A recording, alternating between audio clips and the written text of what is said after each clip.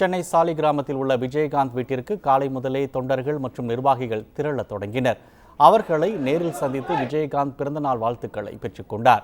தொண்டர்கள் மற்றும் நிர்வாகிகள் மலர் கொத்து கொடுத்தும் அன்பளிப்புகள் கொடுத்தும் விஜயகாந்துக்கு பிறந்தநாள் வாழ்த்து தெரிவித்தனர். விஜயகாந்த் பிறந்தநாள் கொண்டாட்டத்தின் ஒரு பகுதியாக தேமுதிக தலைமை கழக செயலாளர் பார்த்தசாரதி, இளைஞரணி செயலாளர் சுதீஷ் ஆகியோர் கட்சி தொண்டர்களுக்கு மரக்கன்றுகளை வழங்கினர். இந்த பிறந்தநாளிலே புரட்சி கலைஞர் கேப்டன் அவர்கள் பசுமை தமிழக திட்டம் என்ற முறையில் 2,50,000 மரக்கன்றுகளை இன்றைக்கு தமிழகம் முழுவதும் இன்றைக்கு நட்டு கொண்டிருக்கிறார்கள் அனைத்து கழக நிர்வாகிகளும் தொண்டர்களும்.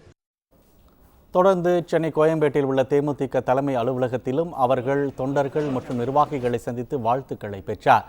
அப்போது விடுதலை சிறுத்தைகள் தலைவர் திருமாவளவன், மதிமுக பொதுச் செயலாளர் வைகோ உள்ளிட்ட மக்கள் நல கூட்டணி தலைவர்களும் விஜயகாந்தை நேரில் சந்தித்து வாழ்த்து தெரிவித்தனர்.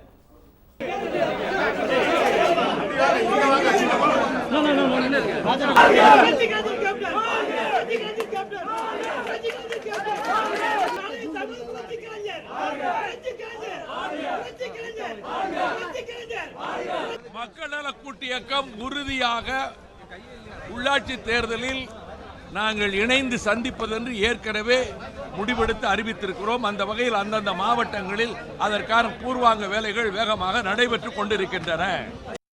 எங்களோடு இணைந்து சட்டப்பேரவை தேர்தலை சந்தித்த தலைவர், எங்கள் கூட்டணியின் முதலமைச்சர் வேட்பாளராக களத்தில் நின்றவர், என்றென்றும் எங்கள் தோழமைக்குரியவர்.